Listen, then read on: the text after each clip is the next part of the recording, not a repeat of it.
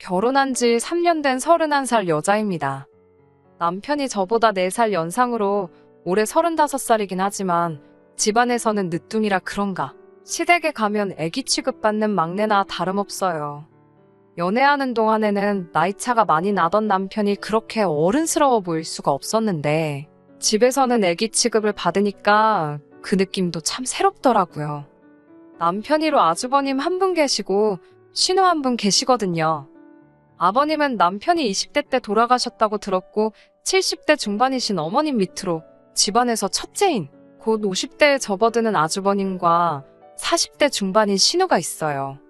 남편의 가족들을 처음 만났을 때는 시어머니도 시어머니겠지만 남편과 나이차가 있는 신우가 더 무섭고 불편했어요. 주변에서 이야기를 듣고 제 눈으로 직접 보고 하다 보면 보통 며느리 입장에서 신우나 시어머니와 갈등이 생기잖아요? 제 나이만큼 차이 나는 건 아니지만 남편보다 10살 많은 신우를 제가 감당이나 할 수 있을까? 결혼하기 전부터 걱정이 많았습니다. 그런데 오히려 그런 걱정이 무색할 정도로 신우와는 엄청 잘 지내고 있어요.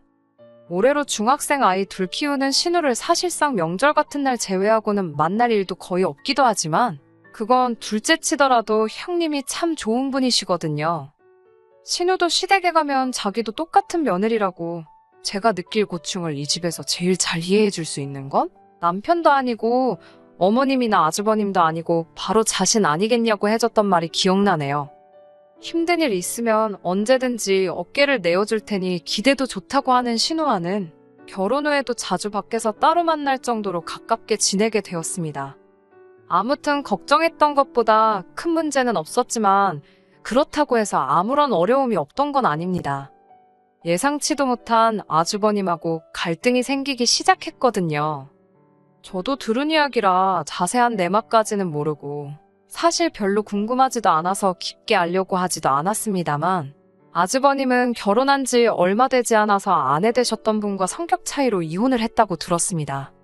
아주버님이 결혼했을 때는 아버님도 살아계실 때라고 들었고 집안 첫째이기 때문에 없는 돈 털어서 신혼집도 마련해줬다고 들었어요.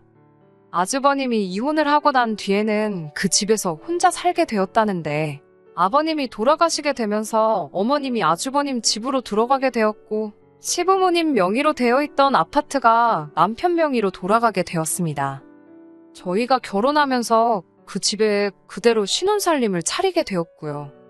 제가 모아놓은 돈으로 혼수와 리모델링을 했는데도 돈이 많이 남았어요. 결혼을 하게 되면서 집 명의는 공동명의로 한다는 이야기가 오고 가게 되었고 그런데 거기서 아주버님이 난리를 피우게 되었습니다. 아주버님이 그렇게 계산하면 안 된다고 하면서 공동명의를 하려면 저도 그에 상응하는 금액을 가져와야 한다고 하더라고요. 아주버님이 어깃장 부리는 것도 아니고 충분히 이유가 있는 발언이라고 생각했습니다만 알고 보니 아주버님은 동생 결혼을 빌미로 제 욕심을 차리려던 거였어요. 그때 아주버님이 왜 이혼을 했는지 어느 정도 이해가 가더군요.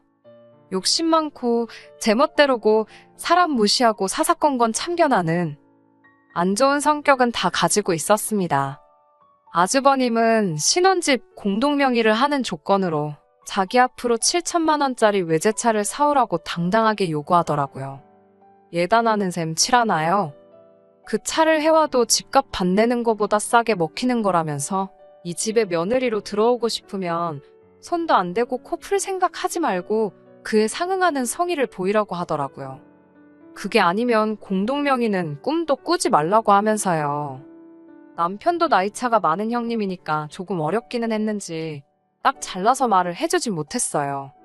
다행이었던 건 어머님께서 네가 결혼하는 것도 아닌데 왜 나서서 뭘 해오라 마니 하냐고 남편 대신 말을 해주더라고요. 신우도 거들면서 오빠도 웃긴다고 얘가 차를 사와야 되면 자기들 탈 차를 사오면 되는 거지. 둘이서 알아서 하기로 한 문제를 가지고 상의도 없이 이렇게 껴드는 게 무슨 경우냐고. 대놓고 저희 있는 데서 아주버님 면박을 주더라고요. 오빠가 차 끌고 갈 곳이 어디 있다고 외제차를 사오라고 하냐고 하면서 말입니다. 아주버님이 별다른 직장도 없이 어머님이 운영하시는 가게를 도와주고 있다는 사실을 그때 처음 알게 되었습니다. 어머님과 신우가 나서서 도와준 덕분에 결혼 전에 아주버님 타라고 7천만 원이나 하는 외제차를 사갈 필요는 없게 되었습니다만 그때부터 아주버님하고는 영 잘 지낼 수 없는 상황이 되었습니다. 문제는 어머님이 아주버님하고 같이 살고 있다는 부분이었어요. 만약에 아주버님 때문에 부부 사이에 갈등이나 문제가 생기거나 한다면 문제의 시작인 아주버님을 안 보고 지내면 가능한 부분이지만 아무래도 시어머니를 보러 가면 무조건 만날 수밖에 없는 사람이다 보니 그런 어려움이 따르더라고요. 거기에 일도 어머님 가게를 돕고 계시다 보니 가게로 찾아뵈도 아주버님을 마주치는 건 당연한 일이었어요. 아주버님이 어머님 가게를 돕고 있기는 하지만 후계자 같은 성격으로 일하고 있는 건 아니었어요. 그렇다고 직원처럼 일하는 것도 아니었고요. 집에 있으면 아무것도 안 하고 집안 돈 축내면서 술 마시는 게 일이라고 하면서 어머님이 최소한 그런 짓거리는 못하고 다니게 어거지로 데리고 다니고 계신 거라는 느낌이 더 들었습니다. 가게에서 힘써야 하는 일 같은 거 있으면 도와주고 가끔 카운터 같은 거 봐주거나 간단한 심부름 정도만 하는 정도로 일을 하고 있었어요. 그렇다 보니 어머님도 아주버님한테 따로 월급은 주거나 하지 않으신다고 하더라고요. 돈 들고 있어봤자 술이나 퍼마시고 도박이나 하러 다닌다고 하면서 차라리 고양이한테 생선을 맡긴다고 하셨지요. 간단한 생활비나 용돈 같은 걸 어머님께 타쓰고 있다는 사실을 알게 되었는데 그 이야기를 들으니까 아주버님이 외제차를 요구하는 것 외에도 저희한테 뭐라도 하나 뜯어내려는 모습이 설명이 되더라고요. 신혼여행 다녀왔을 때 시댁 식구들 선물이라고 해서 이것저것 쇼핑해서 사간 적이 있습니다. 아주버님 선물도 당연히 준비했지요. 적당한 가격대의 준명품 브랜드 가죽 지갑이었는데 받고 나서 영 떨떠름해 보이는 표정 때문에 혹시 선물이 마음에 안 드나 싶었어요.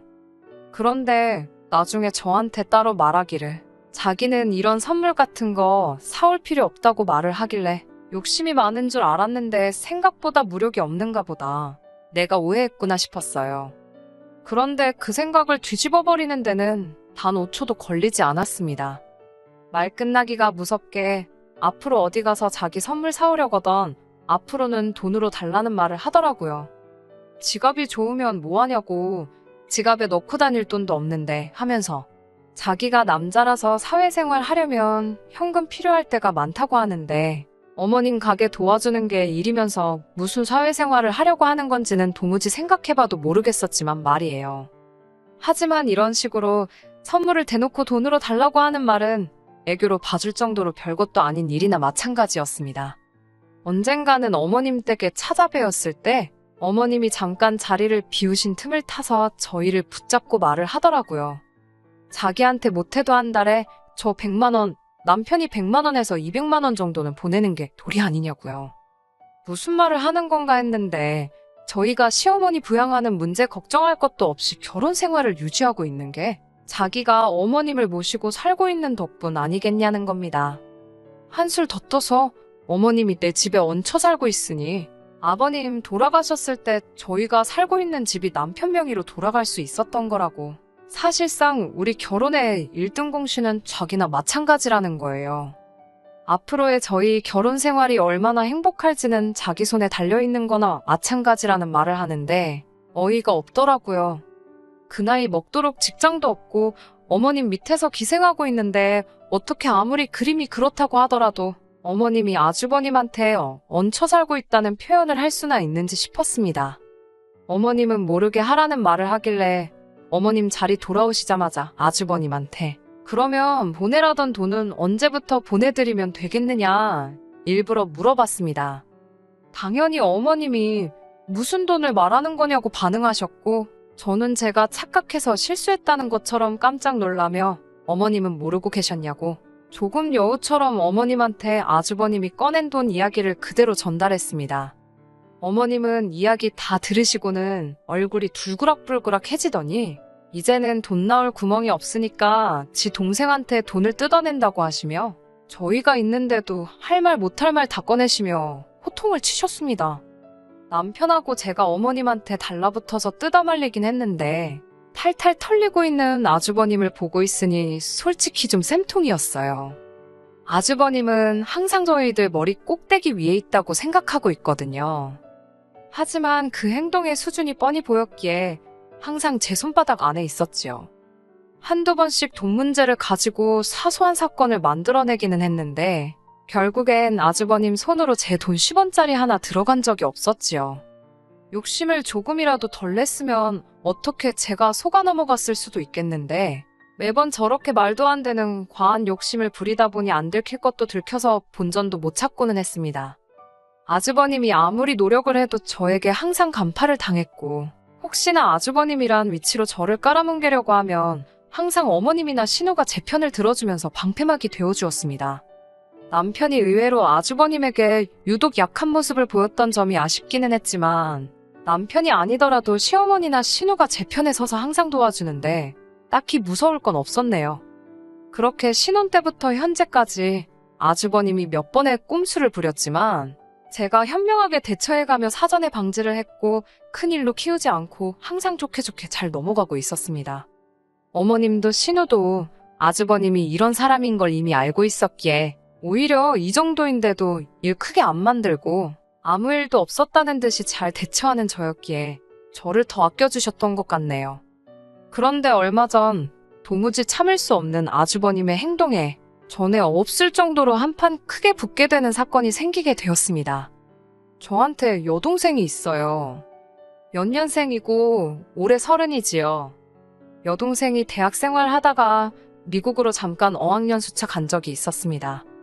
그런데 거기서 한국교포 사업가와 연애를 시작하게 되었고 어학연수가 끝나고 한국에 들어오는 대신에 그 사람하고 결혼을 하게 되었어요. 개인적인 사정으로 동생 결혼식에는 다녀오지 못했는데 그동안 무소식이 희소식이라고 아무 연락이 없길래 여동생이 미국에서 자리 잡고 잘 지내고 있는가 싶었습니다. 그런데 얼마 전에 여동생이 이혼을 하게 되었다는 소식을 듣게 되었어요. 미국에서 좋은 조건으로 회사도 다니고 있었고 자리도 잘 잡았고 신분 문제도 다 해결된 상태였는데 제 동생은 이 꼴 저 꼴 보기 싫다는 이유로 그냥 이민 생활 정리하고 한국으로 얼마 전에 돌아오게 되었습니다. 좋은 일로 돌아온 건 아니지만 서로 결혼식 때도 곁에 있어주지도 못했고 떨어져 지낸 기간이 워낙에 길었다 보니 여동생이 다시 제 옆에서 지내게 되었다는 사실이 기쁘기도 하더라고요. 이제 곁에서 같이 지내면서 그동안 자매끼리 못한 것도 해보고 그럴 생각에 부풀어 있었습니다. 아무튼 여동생이 돌아오고 나서 시어머니도 신우도 제 동생을 같이 한번 보고 싶다고 하셨어요. 두 분 다 저한테는 소중한 가족이 되어준 사람들이고 해서 남편 가족들과 해서 여동생과 자리를 한번 만들게 되었습니다. 인연 없이 지내온 형부인데 형부뿐만 아니라 형부 가족들까지 자리에 있으니 제 동생이 아무리 괜찮다고 생각하려고 해도 불편한 점이 많았겠지요. 동생이 긴장하고 정신없는 모습을 보이긴 했지만 그래도 적당히 분위기 좋게 자리가 끝났다고 생각을 했습니다. 그런데 아주버님과의 문제는 그날 이후에 생기게 되었습니다. 뜬금없이 아주버님한테서 전화가 와서 무슨 일인가 싶었어요. 번호는 알았지만 평소에 연락 한번 서로 나눠본 적이 없는 사람이었거든요. 그런데 다짜고짜 아주버님이 제 여동생 전화번호를 물어보길래 그때 딱 이 사람이 무슨 꿍꿍이로 전화를 했는지 알게 되었습니다. 몇 번 거절을 했음에도 불구하고 포기를 모르고 계속해서 연락을 해오고 제 동생 전화번호를 물어보더군요. 아주버님한테 전화 받는 것도 스트레스인데 그 내용이 제 동생 연락처를 달라고 하는 거다 보니 더 스트레스를 받았습니다. 남편은 아주버님한테 약한 모습을 보이다 보니 이 이야기를 꺼내지도 않았고 그런데 이번만큼은 다른 사람도 아니고 내 가족 일인데 시어머니나 신우한테 부탁하는 것보다 내 선에서 잘나야겠다 하는 생각이 들어서 제가 직접 아주버님을 만나 단판을 짓기로 했습니다. 단도직입적으로 말부터 꺼냈어요. 아주버님이 제 여동생을 만나겠다는 게 말이나 되는 소리냐고요. 그랬더니 아주버님은 제 말 뜻도 똑바로 이해 못하고 요즘 겹사돈 되는 게 부끄러운 일이 아니라고 가장 중요한 건 두 사람 마음이 아니겠냐 하면서 어려워 말라고 하더군요. 설마 제가 겹사돈이 될까봐 이러겠냐고 하니까 걱정하지 말라면서 우리가 결혼하게 되면 시어머니는 자기들이 그대로 모시고 살겠다고 하는 겁니다. 두 사람 마음이 중요한 거라는 건 또 무슨 말인가 했더니 그날 다 같이 모인 식사 자리에서 제 여동생이랑 눈이 몇 번이나 마주쳤답니다. 그 뒤로도 자꾸 눈이 마주치는 걸 보니 제 동생이 자기한테 관심이 있는 것 같아 보인다고. 그런데 아주버님 생각에는 언니이자 재수인 제가 두 사람을 도와주지는 못할 망정 이렇게 못 만나게 회방을 놓고 있다고 생각했나 봅니다. 방해꾼 노릇 그만하고 이제 두 사람을 위해 양보하라고요. 동생이 윗동서가 될 것 같으니까 기분 나빠서 그러는 거냐고 하는데 어이가 없어서 웃음도 안 나오더군요. 아주버님이 일찍 결혼해서 이혼만 안 했어도 내 동생만한 딸이 있는 나이라는 건 생각도 안 해봤냐고. 둘이 만나는 게 아주버님 생각에는 말이나 되냐고 정도껏 하셔야지. 자꾸 이러면 저도 가만히 있지 않겠다고 한 소리를 했어요. 아주버님은 뻔뻔하게 저한테 데려 성질을 내더군요. 자기가 데려가 준다고 할 때 고맙다고 하고 보내는 게 마치 알리으려는 겁니다. 유학 다녀온 것도 모자라서 한번 다녀온 여잔데 30까지 넘었으면 평생 혼자 살 팔자나 마찬가지라는 겁니다. 솔직히 자기가 자원봉사하는 거나 마찬가지라면서 저한테도 문제가 있다고 떠드는데 한다는 말이 아주버님이 혼자 시어머니 모시고 살면 그 고생이 얼마나 심하겠냐고. 진작에 제가 제 주변 사람들을 아주버님하고 이어줬어야 한다는 거예요. 자기는 깨어있는 사람이라서 20살 차이는 문제가 된다고 생각하지 않는다는데 정말 뚫린 입이라고 잘도 짓거리더군요. 50살 먹은 이혼남의 직업도 뭣도 없으면서 아직도 어머니 밑에 기생하면서 살고 있는 주제에 무슨 소리를 들으려고 주변 사람을 소개시켜주냐고 제발 주제 좀 파악하라고 한마디 했네요. 아주버님의 님자도 붙이기 싫어서 아주버라고 부르고 싶더라고요. 웬만하면 그동안도 일 크게 안 만들고 그냥저냥 넘어갔는데 도무지 참을 수가 없어서 할 말 못할 말 다 쏟아내고 집으로 돌아왔습니다. 동생 구제해주고 싶으면 빨리 마음 바꾸라고 제 뒤통수에 대고 끝까지 저한테 뻔뻔하게 큰 소리 치기는 했지만 막상 지도 쪽팔린 건 아는 건지 시어머니한테는 따로 말을 안 했나 봐요. 어머님한테서는 따로 연락이 없었으니 말입니다. 집에 돌아오자마자 남편한테 아주버님 좀 어떻게 해달라고 큰 소리를 쳤어요. 왜 아주버님 때문에 내가 남편한테 큰 소리 쳐야 하는지도 모르겠고 정말 너무 화가 나서 참을 수가 없더라고요. 그동안 아주버님 일이라면 어려워하던 남편이라서 그런지 더 열이 받았는데 남편도 이번만큼은 그냥 넘어가서는 안 되겠다고 말을 하면서 아주버님한테 전화를 걸더라고요. 그런데 남편이 아주버님한테 화는 안 내고 아주버님 화를 풀어주면서 살살 달래더라고요. 그러면서 아무래도 처제가 형수님 되는 건 아닌 것 같다고 제 동생한테 찝쩍거리지 못하게는 단단히 말해주긴 했지만 아주버님한테 저렇게 나오는 남편을 이해할 수가 없었습니다. 남편한테 지금 그게 일을 해결한 거냐고 큰 소리를 쳤네요. 그런데 남편이 자기가 다 생각이 있다면서 저한테 계획을 말해주더라고요. 그 계획을 들으니까 우리 남편 제법인데? 하는 생각이 들어서 남편에게 믿고 맡겨보기로 했습니다. 아주버님을 다시 만난 건 바로 그 다음 주 주말이었어요. 아주버님을 불러낸 건 저였습니다. 주변에 마침 20살 차이도 문제없다고 하는 사람이 있어서 제 동생 대신에 그 사람을 소개시켜주겠다고 불러냈지요. 아주버님이 기고만장해서는 이제야 정신을 차렸다는 듯이 으스대더라고요. 무슨 일이 벌어질지도 모른 채 말입니다. 그래도 소개받는다고 머리에 못도 바르고 제법 힘 좀 주고 나왔더라고요. 아주버님한테는 남편이 그분을 모시고 오기로 했으니 잠시만 기다려달라 했지요. 시계 봤다가 창밖을 봤다가 아주 떨려서 죽겠나 보더라고요. 이윽고 남편이 도착했고 남편 옆에 동행하신 분을 보더니 아주버님 얼굴이 아주 당황해서는 표정이 다 일그러지더군요. 남편이 데리고 온 사람은 다른 사람이 아니라 시어머니의 절친한 고향 후배로 남편이 이모라고 부르고 따르는 분이셨으니까요. 남편은 아주버님한테 형님이 깨어있는 분이라 한번 다녀온 사람도 괜찮고 20살 차이 나는 사람도 문제가 없다고 하지 않으셨냐 하면서 좋은 자리 주선해봤으니 기회를 놓치지 말라고 했습니다. 애써 만든 자리니 잘 애보라고 말하고 저를 데리고 일어나서는 우리들은 이만 빠져주겠다고 하고 가게 밖으로 향했어요. 아주버님이 밖으로 나가는 저희를 따라 나와서는 상시옷 들어가는 욕을 하면서 저희를 불러세우더군요. 그런데 가게 밖에서 기다리고 있던 건 저희뿐만이 아니었어요. 시어머니와 신우도 같이 남편의 계획 아래 아주버님을 기다리고 있었습니다. 이미 어머님의 고향 후배분도 어머님도 신우도 남편의 계획 아래 아주버님이 저한테 무슨 짓을 했는지 다 알고 계셨고 고향 후배분도 어머님 도와주는 일인데 뭐가 문제겠냐며 흔쾌히 남편의 계획에 동참을 해주셨어요. 아주버님은 시어머니를 마주치자마자 얼음이 돼서 아무 말도 못하더군요.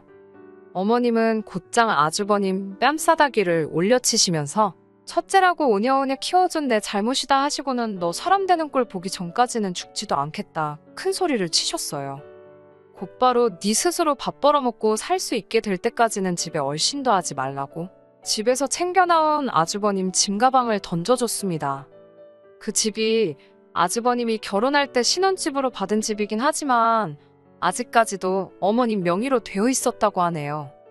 아주버님이 돈 흥청망청 쓰고 도박 때문에 이혼당한 걸 알고 있기 때문에 집 명의를 넘겨줬다간 그 집 날려먹는 건 시간 문제라고 생각해서 어머님 명의로 집을 유지하고 있었던 거예요. 그래도 자식이라고 불쌍하다 생각해서 먹고 살게는 해주고 있었는데 저대로 뒀더니 아주 고삐 풀린 망나니가 되었다며 제 여동생하고 결혼시켜달라고 우겼던 게 화근이 돼요. 이참에 크게 결심하고 아주버님을 집에서 내쫓아버리기로 결심하신 거예요. 집에 돌아와서 남편이 저에게 사과를 해왔습니다. 그동안 아주버님 때문에 제가 제일 고생했다는 건 알고 있다고. 아주버님이 안 좋은 길을 가는 걸 보면서 성인이 되어서인지 저렇게 안 되려고 자기는 나름대로 열심히 살았다고 합니다. 그런데 오히려 그 모습이 돌아가신 아버님께서 아주버님과 13살 차이 나는 동생인 남편을 두고 비교를 했다고 하네요. 그게 남편한테는 그동안 아주버님이 자기 때문에 마음고생을 했다 생각하여 아주버님 일에만 유독 마음이 약해져서 아무 소리도 내지 못하고 있었던 거라고 합니다. 그런데 자기가 아주버님한테 말 한마디 못할 때마다 고생하는 게 자기가 아닌 저라는 걸 이번 일로 깨닫게 되었다고. 두 번 다시 아주버님이 저에게 그 어떤 짓도 하지 못하게 자기가 책임지고 행동 똑바로 하겠다고 약속을 해주더군요. 어머님도 나중에 저에게 따로 사과를 해주셨고요.